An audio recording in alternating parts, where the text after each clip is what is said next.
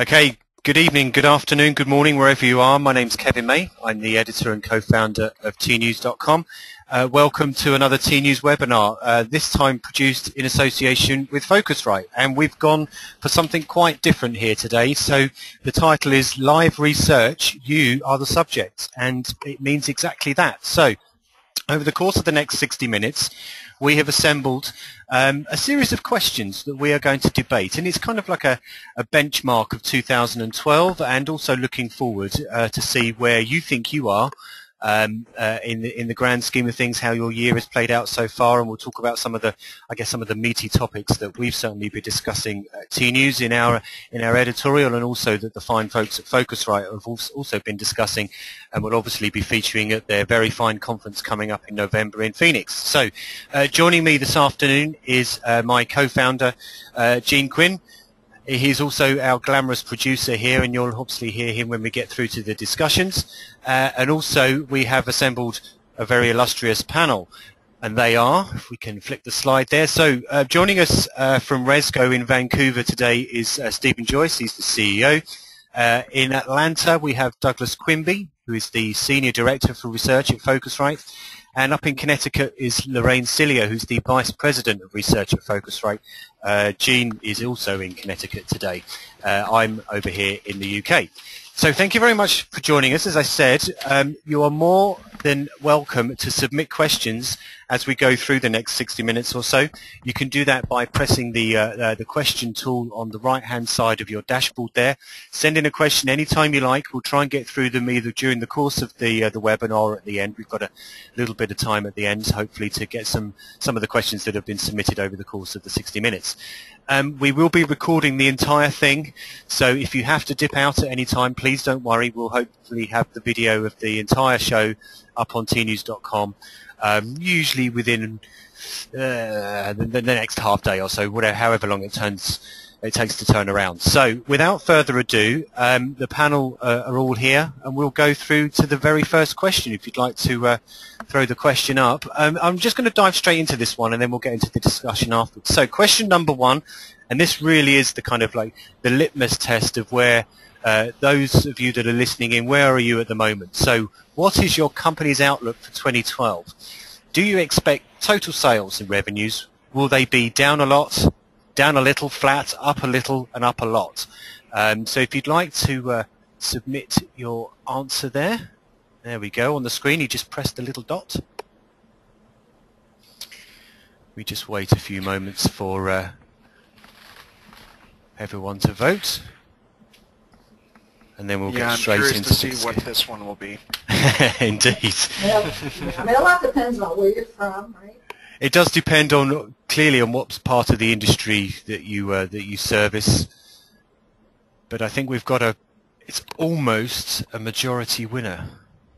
Oh, it's just slipped under the majority. I think, Gene, we could probably throw up the answers now. Oh. Okay, so just under half, 49% say they're up a little.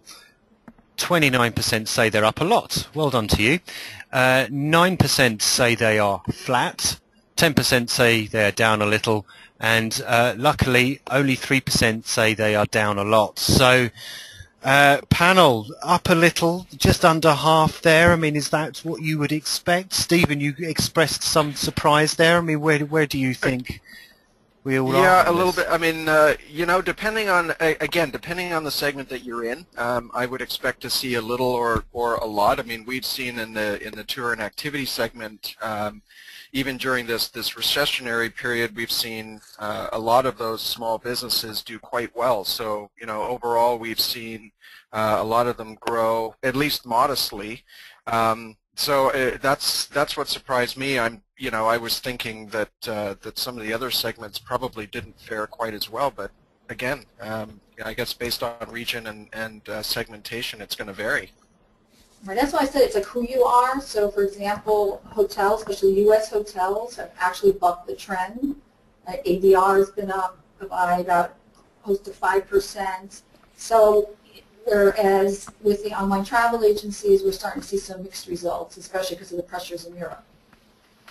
Ray, this is Gene. How much of that is, do you think, is related to a slowing in the growth curves in some of these segments like OTAs versus the overall economy? Well, yeah, it's hard to say because OTAs still represent, just X% of the travel industry, right, a small percentage. So there's still a lot of growth to be had. So I do think we're seeing some economic tailwinds, if you would, that is impacting OTA growth. But in the U.S., they are reaching maturation, so you will see slower growth naturally compared to Europe, where they should be growing significantly, and other parts of the world. I'm wondering if. Sorry, go ahead, Douglas.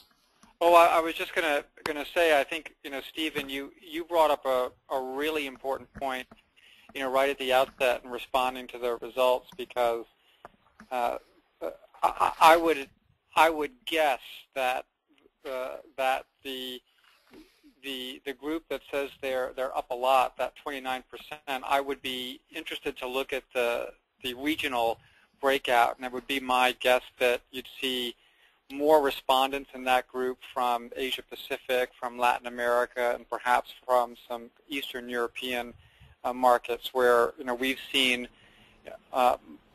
much stronger growth, and we're projecting much stronger growth, whereas there is still this kind of recessionary pall, even if we're not technically in a recession in the U.S. or even in most of Europe. There's still this kind of overwhelming kind of sense that yes, we're still all kind of in this recessionary environment. So, and that's one of the things that we may look at, once we pull all the data from the results from the webinar today, and see if there's any weighting by region across these responses. Yeah, I mean, certainly, the regional element of this is obviously incredibly important. If you look what's happening to tour operating in Europe, for example, where some of the big tour operators, and not least Thomas Cook, has been very anxious over the last year to 18 months about its performance. So I suspect mass scale tour operating in Europe may be experiencing some slight difficulties compared to, say, hoteliers in North America. I'm just going to get to one point on this. We've had a couple of questions come in already, and they're asking, what's the sample size for this? So, for those that did ask, and that's Rob van der Star, Helen Kruger, and Jochen Mungendinger. These are we had between 250 and 300 people register. So, that's, and we'll look later on to see how many people have actually voted, but that's how many people registered up front. So I hope that provides some context for those people that are asking about, the volume of people that are listening in today. So, has anyone got anything else they want to discuss on this before we kind of dive into some of the specifics? I think this is pretty good. I think this is optimistic. Yes, I think it is optimistic. Certainly, like I said, the regional aspect of this, I think, would be interesting to get a sense of who is voting where from whatever region, definitely. So let's move on to the second question then, please. And we're going into the idea of search and what's going on in search. So the question is, still searching, what is your take on Google Flights? Now, I suspect we might get some regional differences here as well, given that Google Flights isn't actually available to anybody outside of North America. But question A, we all made a mountain out of a molehill. Mm-hmm. B, watch out, the molehill will soon become a mountain. Or C, uncertain, Google has its work cut out for itself. Okay, you can cast your votes now. Yeah, there has been so much journalist ink spilled right on this topic. Not least if I could point a finger, at you, Kevin, and tnooz, but it's been such an important topic, and one that there's been so much speculation about, and so I'm really interested to see what our attendees say, and I really have no idea what the results would be. You need wait no longer, Douglas. Yeah, just under half. It's that 49% again. I'm just going to read out the results. So uncertain, 49%. The molehill will soon become a mountain, which is 40%. And just over 1 in 10 said we all made a mountain out of a molehill. We being the media, I suspect, to quite a great Or degree. the industry collectively, maybe. Yes, so 49%. Let's look at that one then first. So Google has its work cut out for itself. I mean, Lorraine, why do you think almost the majority of people are saying that Google has its work cut out? Well, I think when you look at flight search, I mean, originally there was that speculation it was going to be this big category killer, and Kayak had suspended its IPO, and Kayak is now has $1 billion market cap. So, it's not a category killer in meta search. It hasn't launched a travel booking engine as everyone had speculated or worried about. So I think if you're someone who's sitting very pretty in that kind of bottom of the funnel place, you're not as concerned about Google. I think it's more the impact overall in terms of how I'm going to allocate my marketing spend and just the impact that Google has on Android and mobile. So naturally, it's this formidable player, but if you're, for example, a transaction business or even in the meta search at this point, I don't think you're as worried about Google putting you out of business. Okay, Stephen? Yeah, I fall squarely into the uncertain category, primarily because for the first little while we couldn't even access Google Flights in Canada, so I had to fly down to the T-Hack in Boston to actually see it. So. Well, you were in the right place as well, because we were in Google's offices at the time. That's right. Yeah, and I think that Google, Google has a history of experimenting with things and trying new things, and I think what they've done with Google Flights is they've shown that you can be a little bit more innovative with how you display flight search information, and the way that they've done their routing and their maps, and they show the sort order in particular ways, different from how the other meta search and the OTAs have done it. And I think really that's the sort of, for me, that's the bigger impact, is that what they've done is they've pushed the envelope in terms of displaying results and integrating results in a way that's a little bit more interesting and a little bit more innovative than what we've seen from traditional OTAs and meta search. And certainly one of the things that came out last September when Google Flight Search was finally unveiled was lots of people commented on the speed of the results. Mm-hmm. In that they were incredibly fast. Right. Yeah. If it's not accurate or user-friendly, the speed really isn't that important. Oh, really? Okay. Yeah, that's a good point to make. I mean, Douglas, 40% of people, 4 out of 10 here, are saying that the molehill will soon become a mountain. What is it that would allow Google to become that mountain then, do you think?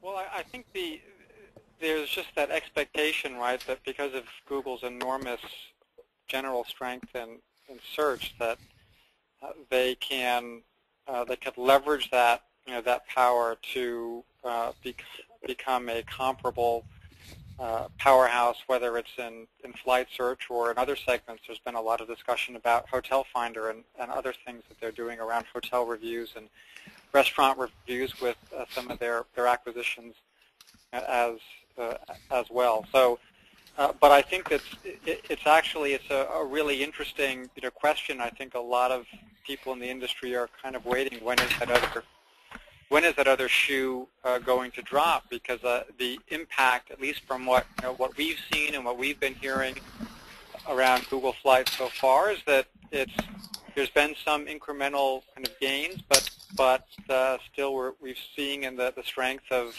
Kayak and Kayak's IPO that so far it hasn't really dramatically shifted the market, but still we're all kind of talking about it, and I think a lot of people in the industry are worrying about it.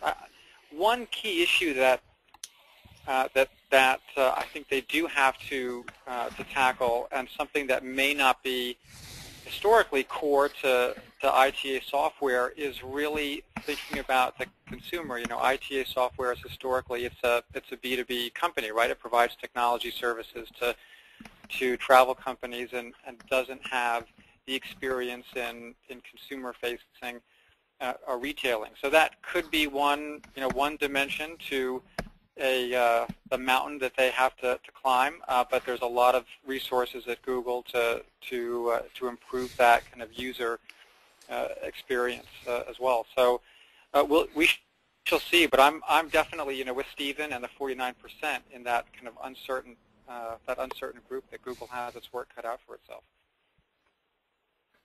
Okay, I mean, just on this work cut out element, I mean, certainly one of the views that we've taken at tnooz is that internationally, the expansion of Google Flight Search, for example, was always going to be an issue because of the kind of, dare I say, the legacy around ITA software. It was incredibly strong and well respected on North American carriers and things like that, but once that Google Flight Search needs to go out internationally, then it has a few issues, because who does it work with in order to do that? And here we are a year down the line from Google Flight Search being launched, and it's still essentially a North American product. And we continually ask Google what it's doing in order to take this thing internationally, and they say we're working on it. So they have been working on it since Jeremy told me that last November. So it's interesting to see what it does, because clearly Google's designs on Flight Search isn't just to be a North American product. It would like to roll it out to other markets in due course. That was a question. That wasn't a question. That was a viewpoint. Anyone else? One other really, sorry. Well, one of the really, I think, interesting question around this topic too is is working with airlines and the extent to which there's been some discussion around, and you've written articles about this, Kevin, and the team at tnooz, around the extent to which Google may be limited in what it can do with flight search because of its relationships with airlines and some of the requirements that its airline partners are imposing. And I'm wondering if there are things they'd like to do that they have not been able to do because of that. So that's another question mark that may be hanging over the future of Google Flights. Okay, just one final one before we move on. Just quick thoughts maybe from you, Lorraine, on the acquisition of Frommer's. Yeah, I mean, local space is so exciting for Google, and just with Daggets and with whatever, however Google Plus evolves, I think that the impact on how people are going to access destination information, local content while we're on the trip is going to be dramatic, and Google to be at the forefront of that. Okay, right. Let's move on to question 3 then, Jean, please. Okay. Antisocial. Okay, Douglas, why do you want to ask this particular question? Are you social or antisocial? What is your company's primary objective in social media? Why do you want to know? Well, we're now, 7-8 years since Facebook was founded in a Harvard dorm room, and it's now the most popular website in North America and in many countries around the world. And social media now, everybody and their grandmother is on Facebook or some social platform, and yet there's still this question around how exactly in the travel industry are we supposed to use it? How are companies supposed to engage? How are they supposed to do so profitably? What percentage of their marketing dollars should they allocate to social versus other outlets? It's this kind of ubiquitous platform with a lot of hype, but still a lot of very fundamental questions about how do we do it, why do we do it, and how do we make money at it? How do we measure the quality of our investment? So I think this is still a very relevant question, even 4 or 5 years on from a broad adoption of social platforms. Okay, let's find out what everybody thinks. Let's throw up the poll there, Gene. So what is your company's primary objective in social media? Is it driving sales, branding and engagement, customer service? Not sure, still figuring it out. Or the last one, none of the above. You have to pick one, right? Because that's the trick. Because I would just check them all.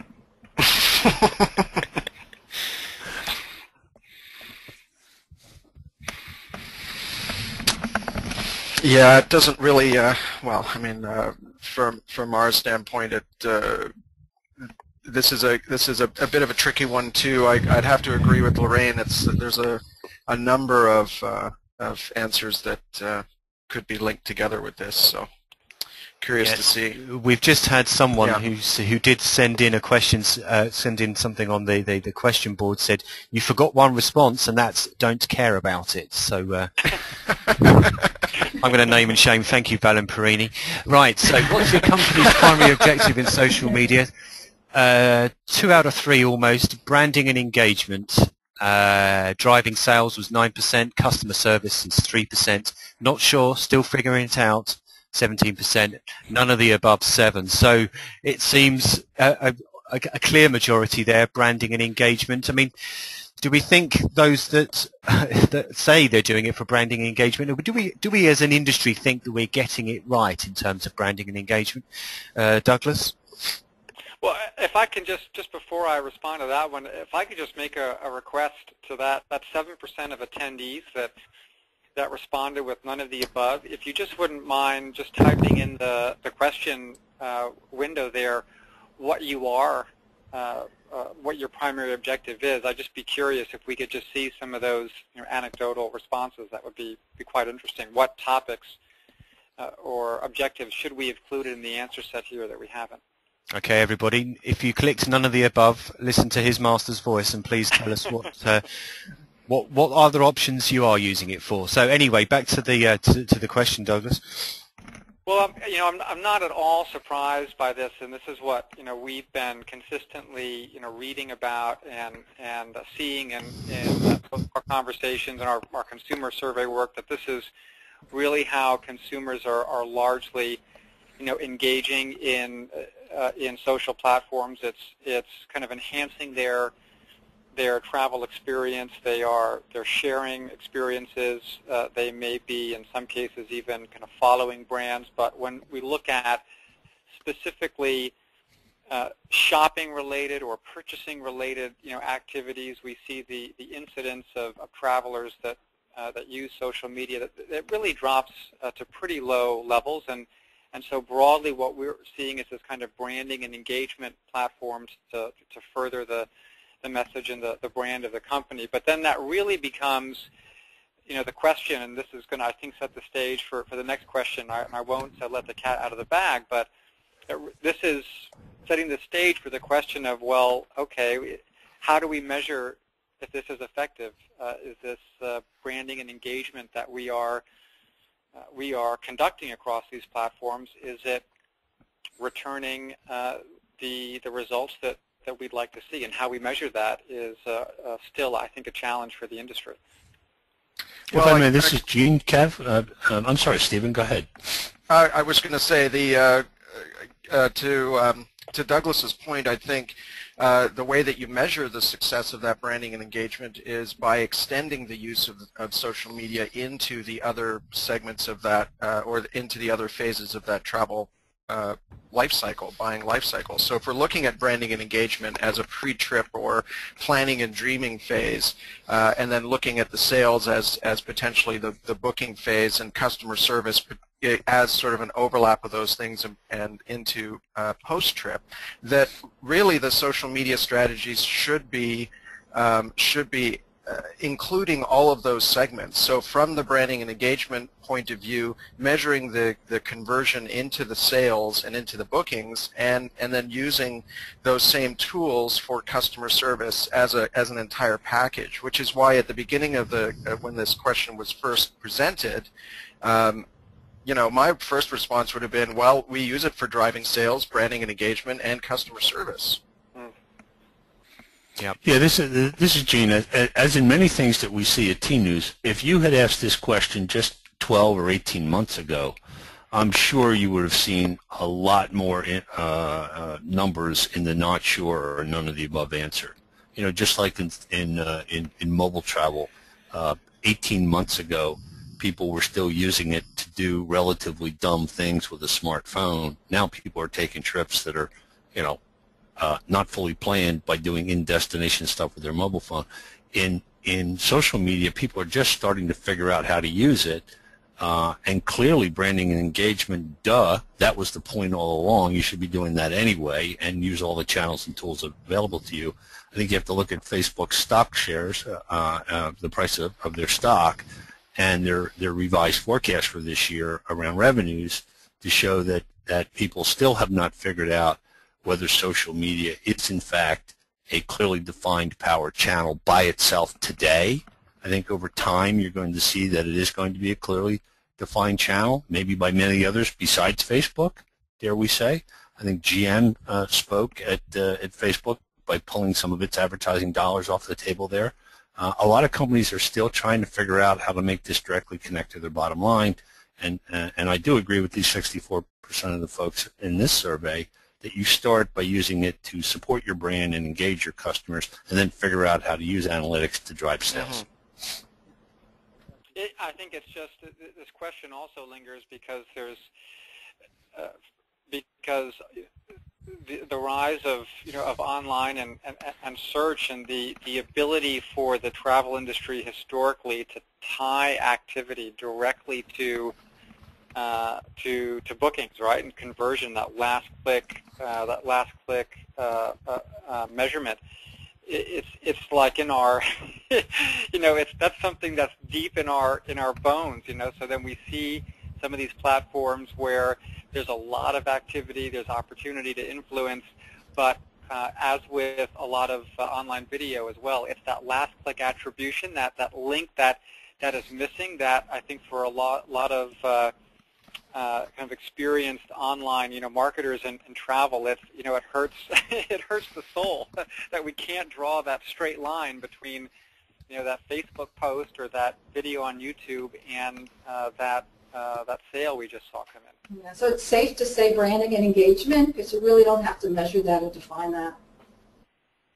Indeed. So, Douglas, you did ask the audience, and they have delivered. So here are some of the responses. So Gad Bashvitz, he says collecting data about traveller preferences, data mining, which is interesting.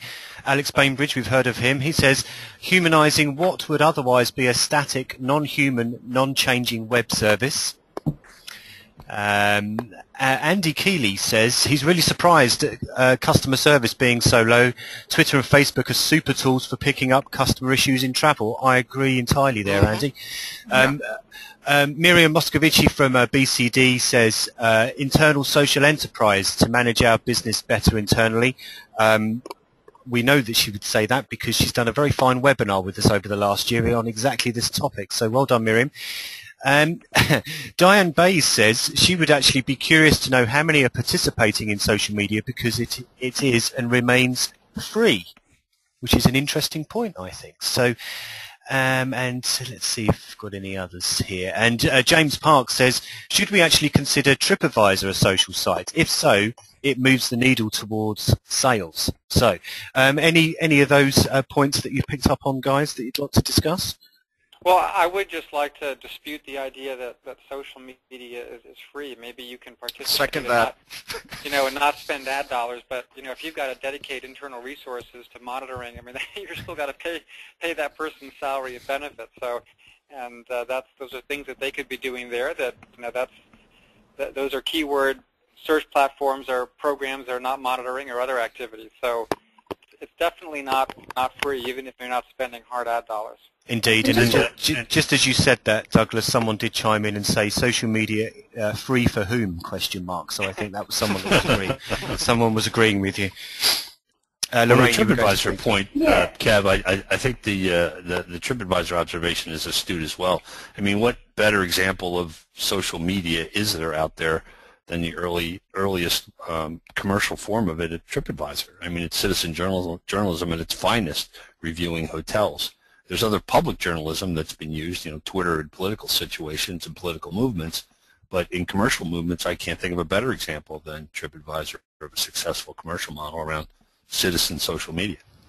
And their integration with the Facebook Open Graph is probably one of the most, if not the most, robust and aggressive among any companies in the travel industry, and so if you log in now to Facebook, to TripAdvisor through your Facebook account, you can have a very kind of personalized type of experience. Right. But to your point, though, if we, I'm sorry. No, Lorraine, please go ahead. Well, I was just going to say that if we did change social media and put TripAdvisor in there, we would have had a very different response. Mm-hmm. Yes, and I think one of the interesting things when we've discussed the Trip Friends tool with TripAdvisor, Adam Medras is a very clever and very interesting guy there that we've spoken to quite a few times. He says the model is shifting slightly, not on the commercial side but around the social side, that it's moved from wisdom of the crowds to wisdom of the friends. So I think that's quite an interesting observation that, I guess due credit to TripAdvisor that they did pick up on that over 2 years ago when they launched Trip Friends in the summer of 2010, around the same time as Google bought ITA, interestingly. Right. When you talk to like hotels, for example, they will tell you that TripAdvisor is critical. Facebook is nice to have. So there's a big difference there. Indeed. Right. So we've still got quite a few more questions to go. So I think we'll move on to question number 4. Social success then. So how would you rate your success? We've kind of covered this off and Douglas hinted at it. So let's just dive straight in and get some results there. So how would you rate your success in social media? Very, somewhat, not at all, not sure, can't measure it, still figuring it out. Don't do social. Oh, I have a feeling number 4 is going to be a big one.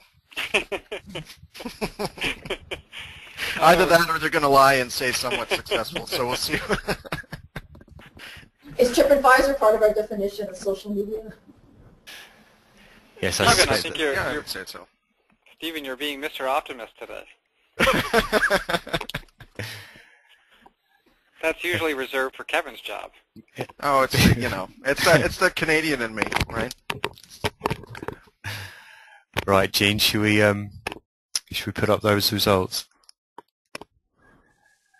Yeah, there we go. Stephen, Okay. Stephen, I nailed that one.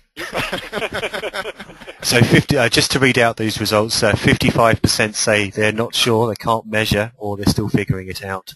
In second place, with somewhat successful, was 1 in 4 of you, 25%. Not successful, 13%. Don't do social, 5%.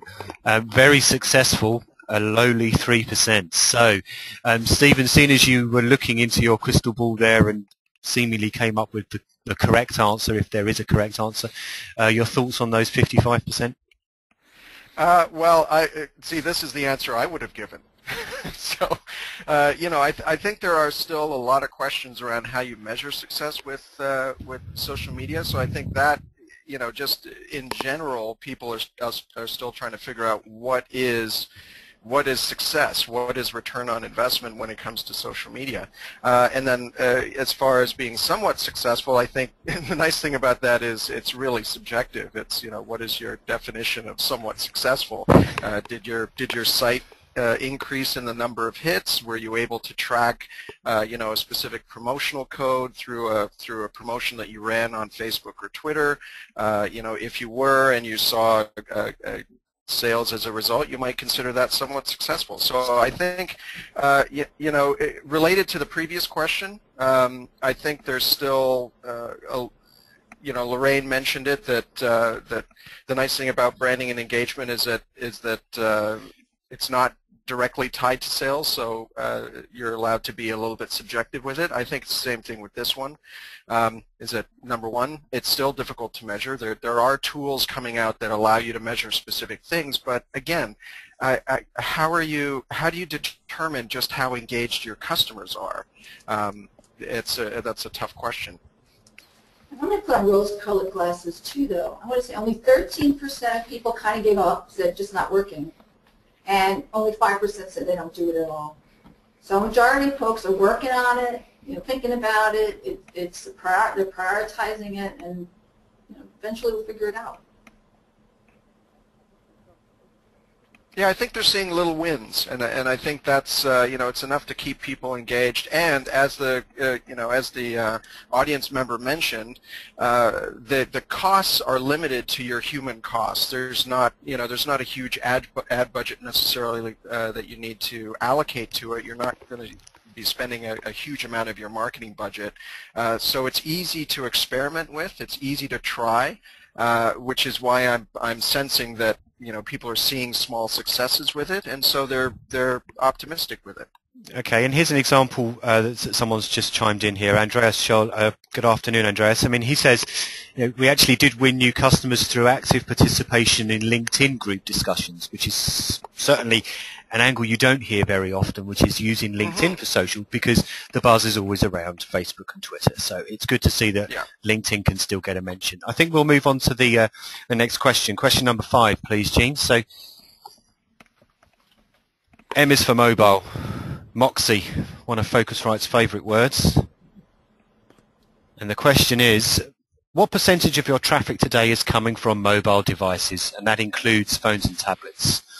So while you're answering, Douglas, what was your, what are you anticipating as the likely result here?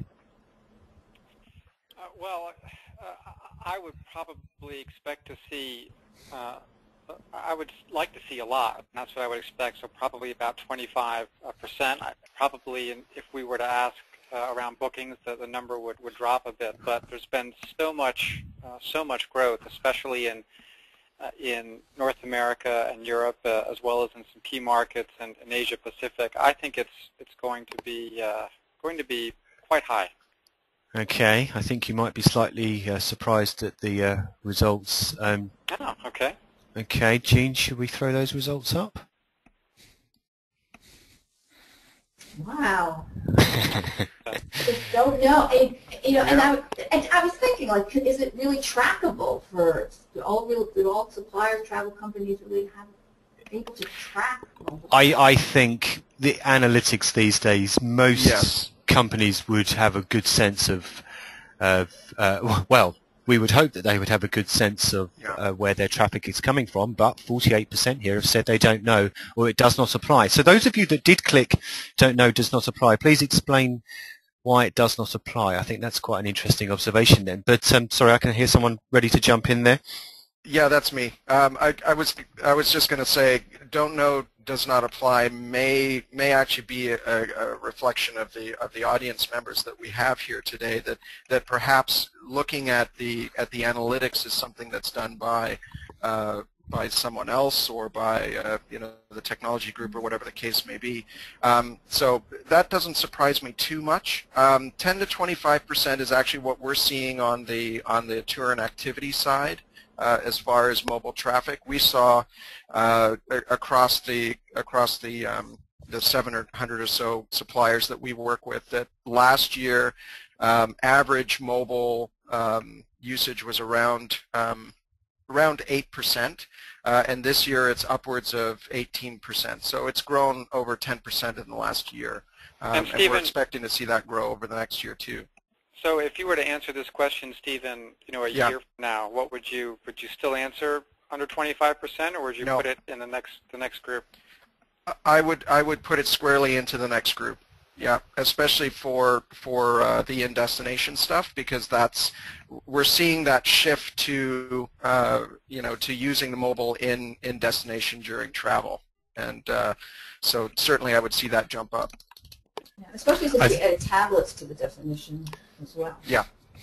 Well, it'll be interesting in the hospitality industry, which tends to give you a little more flexibility in buying a major portion of your destination in market as opposed to airfare, for example. You want to lock that in and make sure you can get there and get home before you leave.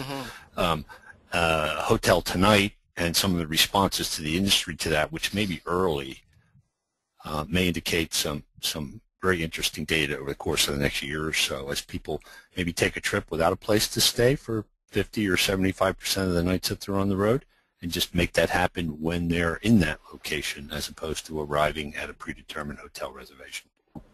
Yeah, I mean, a few of the responses here have said that they just simply don't offer a mobile solution. I would assume we could put brackets yet, as, you know, in that. So, any other thoughts on the mobile topic before we move on? No. No, I think we're cool. Right, so question 6, please, Gene. We've got 3 to go. You can take this price and shove it. Now, I will say at this stage that it was Douglas who came up with the titles for these slides. So question number 6, suppliers versus OTAs. Now we're really getting into it. So what will be the impact of lawsuits and investigations into hotel OTA price parity terms? Or they are frivolous, no impact. They are not frivolous, but still no impact. They will significantly alter hotel pricing terms within OTAs. Not sure. I think I know what we're going to get on this one. Now, obviously, the background to this one, as most of you are aware, started here in the UK. So the Office of Fair Trading, which is a business regulator here in the UK, a little while ago, 18 months ago, launched an investigation into alleged price fixing regarding some very large OTAs here in Europe. This was put forward initially by a company called Scoosh. The Office of Fair Trading has since expanded that investigation and has cited a number of OTAs and online and hotel brands, including Expedia and Booking.com, owned by Priceline, of course, as being complicit or alleged complicity in this. This has now since moved to the US, and there are 2 class action lawsuits that have launched, one in California, one in Texas, which are looking into this. 42% of you say not sure, and I'm not surprised at that at all, given that it's pretty early days into this investigation. But the industry is aware of the problem, if it is deemed to be a problem, which is what a lot of people are still unsure about. So 10% say they are frivolous. There is no impact. They are not frivolous, but still no impact, 28%. 1 in 5 of you, 20%, say they will significantly alter hotel pricing terms within OTAs. Now, Focusrite people here, Lorraine or Douglas, you can put your necks on the line, and what would you have said, or are you surprised in these results?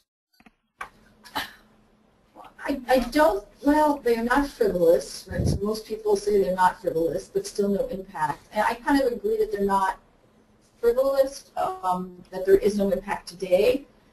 You know, I think it's about the eventual impact, and already, you know, Expedia's out there. We know part of it is because of the competitive position of Booking.com, but Expedia's out there saying, well, we're going to do more commission here. So, but it also protects it from these lawsuits. Now, to even imply that rate parity is collusion is incorrect. So in that case, I do believe that these lawsuits are frivolous. But I guess the point is that there will be impact over time on that balance between merchant and commission. And we're going to see that, whether or not it's because of lawsuits or because of competitive pressure. And so it's going to change the business model a bit. Yeah, okay. There's been this kind of, I've been sensing a gradual buildup of, you know, momentum in favor of the agency model versus the merchant model, even in, you know, in markets like North America, where, you know, it's been you know, merchant model predominating the market for, you know, for 10 years plus now, with Priceline's introduction of pay when you stay. I think almost 2 years ago, certainly more than a year ago, since Priceline began introducing that in the U.S. market, and now with Booking.com's growth as well in the U.S. market, and recent, you know, announcements by Expedia. So there seems to have been a little bit of a trending, you know, shift from merchant, you know, away to agency, and there's some clear kind of benefits for both hotels and consumers to have the agency model, you know, more widespread. So it's possible that this could simply, you know, stimulate that, you know, even more.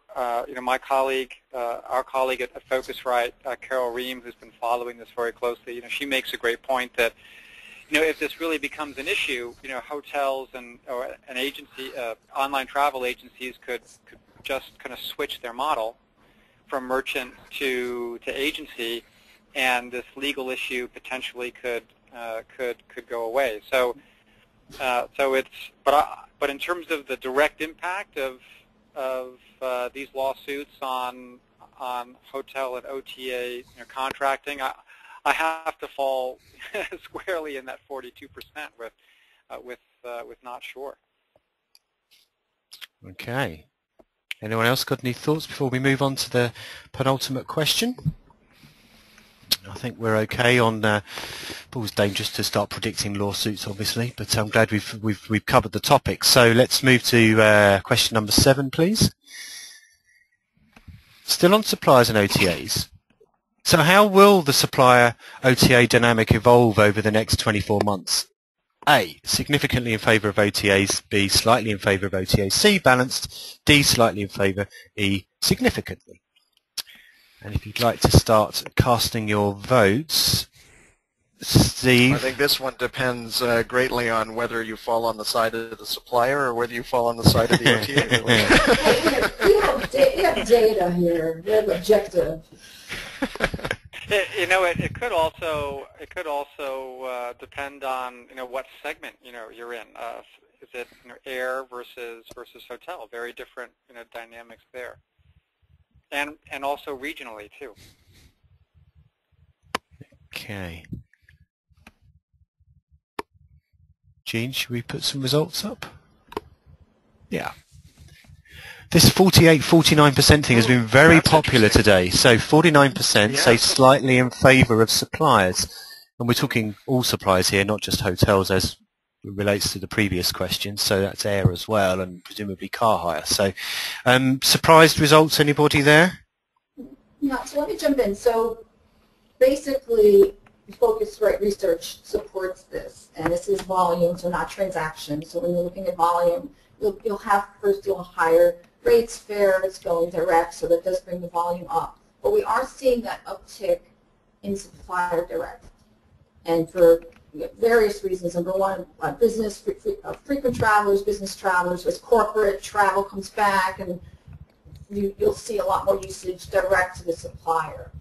Lots of concerted efforts still going on, right, with airline. We've talked about air forever, hotels too, just driving folks from the call center, from the property onto the website, just consciously doing that. So those efforts are going to show in the supplier number. What is, in my mind, kind of the big question mark going forward is the impact of mobile. Because even though Supplier have apps for their frequent or loyal user, mobile tends to be, at this point, more mercenary. Like Gene said earlier, it's a lot more just last-minute traveler. So if somebody is looking for a hotel that night, and for that sense, you're going to most likely go to an OTA. So that might be an impact as we see mobile having a greater impact. We saw today it still has a ways to go. But other than that, we are seeing a slight uptick in supplier direct versus OTAs. I think to Lorraine's point, there's although I think in the long term for mobile, I think we're going to see more direct to supplier, primarily because that's where the source of supply is, and unless there is better connectivity between suppliers and OTAs for live connectivity and things like that, with the ability to do last minute. I think Hotels Tonight is a really great example of an OTA that is doing that well, but not all the OTAs do that, and certainly not all segments do that. So for certain segments like hotel, maybe there's an opportunity there for the OTAs to remain fairly strong with the mobile last-minute in-destination type stuff. But certainly in my experience with the types of businesses that we work with, they're the ones with the supply, and those are primarily direct-to-supply relationships. OTAs play a very small part in the tour and activity segment. For the most part, except of course for the larger players like Expedia and Viator and a few others.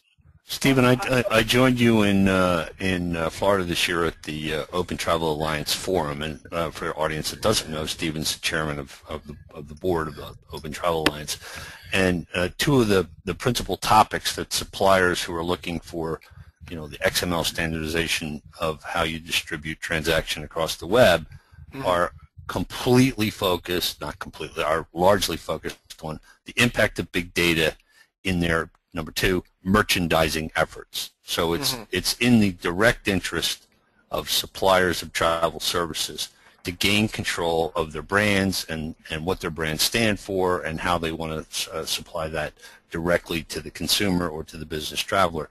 In the case of the OTAs, they've always been based on analytics and web distribution, and they had a giant cream skimming exercise starting 15 years ago when they were taking distressed inventory and stuff away from brands that were less reliant on their own merchandising efforts and more reliant on an offline travel agency business. So it's logical to me that you see these sorts of numbers supporting that focus in the supplier side.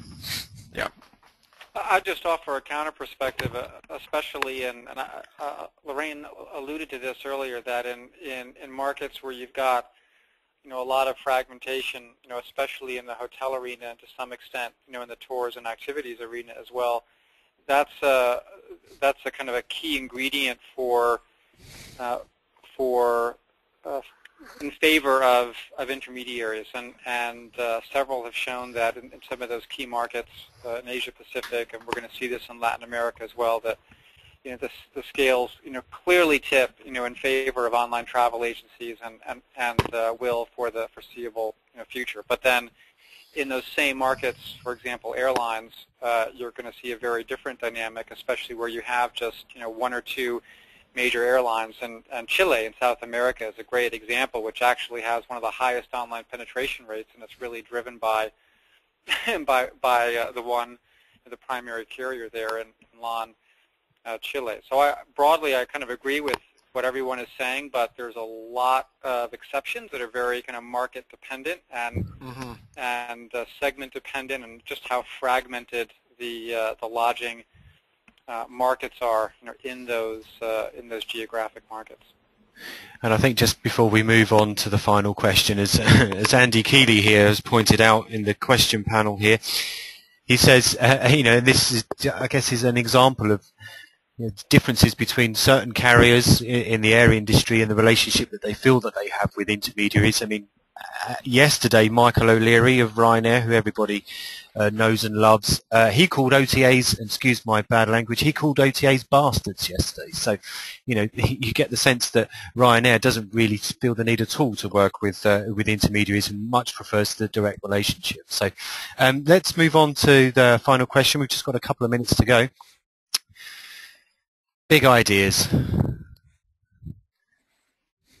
Okay, which of the following trends or technologies will have the greatest impact on travel over the next 2 years besides mobile? So semantic search, social commerce, big data, cloud computing, voice recognition. Now, Douglas, why do you think people are in that stage where they're looking at some of these, in inverted commas, new technologies, or are they just kind of hunkering down and hoping to get through business as usual over the next 2 years before we get the results here? Well, if they're if they're not, then some more than others to be sure. But if they're not, then tisk tisk, because some of these topics, some of these ideas they're more than ideas. They're actionable. They're implementable. They're changing industries today. Okay, as someone has said, if you could define semantic search, what's your one sentence definition of semantic search before we get the results up? Broadly, kind of free text search that really uses pulls data from across the web and a range of sources. So we're not talking about kind of data, kind of vertical specific search, but kind of horizontal search that you can build out of free text queries. Okay, Paul, I hope that answered your question there. So let's have the answers up then. Hooray for the big data, I guess. So just over 1 in 3, 35% say big data. A quarter say social commerce. 18% for both semantic search and cloud computing, and a lowly 5% for voice recognition personal assistance. Sorry, Siri. There you go. So big data is the winner, not a majority, but and presumably that doesn't surprise any of you, or does it? Well, I'll go first. I was longing for a category that said not sure and when will the promise be filled. I mean, we've been talking about big data and semantic search for a couple of years Gene, now. if I can just interrupt you there, I'm going to ask the same question to you as I did to Douglas. Can you define big data for me in a sentence? Big data to me is largely unstructured collections of data into which you need to recognize patterns and apply it to your business. Semantic search is a more organized point of view around assisting folks to search in context around a concept or trying to outthink what they're thinking of already. The trouble with search is you need to know a little bit about what you're looking for before you look for it currently, and semantic search takes it to the next level. But big data is all about the difference between structured and unstructured. Is it a component of semantic search, big data? Absolutely. Now the discussion is what is the size and nature of that component. Okay, so given these results then, which ones have the greatest impact? Why, Lorraine, then do we think that big data will have the biggest impact? And indeed, do we think the industry is ready for it? Is it, if it is coming around the corner, do you think that large swathes of the industry are geared up for this arrival of big data, in inverted commas, or not? Well, I don't know about that. I'll let Stephen answer that. But I think it's been a bit of a buzz. And, I was rudely interrupting Gene before, but I guess I just see it as a component. I mean, what is big data on its own? It's what it does. And if it can drive semantic search, if it can drive more relevant search, if it can drive more comparative shopping, and just really change the way that people travel or do their search, shop, buy process. And I just do want to quote one of our colleagues, Bob Offit, who said semantic will drive the reinvention of travel. So I don't know if we're saying big data is going to drive the reinvention. It's just going to be a tool to help us get there. Can I chime in on big data? Yeah, go for it. There's, first of all, 24 months is a lifetime in technology terms. So 24 months is certainly a long time. The issue I have with big data and the promise of big data is that, yes, there is certainly a promise with big data. The challenge with big data is that it's owned by verticals, and it's owned by individual entities within those verticals. And so access to big data is really the issue. It's not so much the idea that if we have access to big data, then yes, we could probably do some very cool things. But the question is, commercially, can we get access to that big data, and what can we do with that big data in order to improve the industry? Well, but Stephen, I find this kind of ironic in a sense that big data is the top score here, and it's been such a hot topic, but you could argue that travel has been, theoretically, had the potential to be the big data industry for decades now, and a lot of that story is about unrealized potential, where you've got organizations, large entities, intermediaries, and suppliers sitting on mountains of data, and probably leveraging just a fraction of the potential out of that. So is it access to data, or is it really having the resources, the computing capability, the analytical capability to mine that data for something that's commercially helpful? Well, okay. To your point, sorry, Kevin. To Douglas's point, by access to big data, I'm talking about industry-wide access to data, so not within an organization. Because I think you're right. I think that organizations themselves, large and small, have had access to fairly large data sets for a long time, and can they effectively utilize that data? That's a question for the internal organization. I'm talking about, the really interesting thing with big data is being able to open that up to the larger industry for use for for use for semantic search and all those other things that we can do with that data outside of the entity that effectively owns it or is controlling it. Okay, yes. I mean, excuse me, sorry. Valenpruni made a similar point to one of the previous answers when she said, access is an issue, but most companies would actually have no idea how to manage the data or how to apply it to presumably their existing structure and services. A question here from Rob van der Star. Hello, Rob again. It says travel is mainly push marketing organized. So how can big data help shift to a pull marketing model? Question mark. Complex question, but Stephen, a man of your immense skills, might be able to answer that one.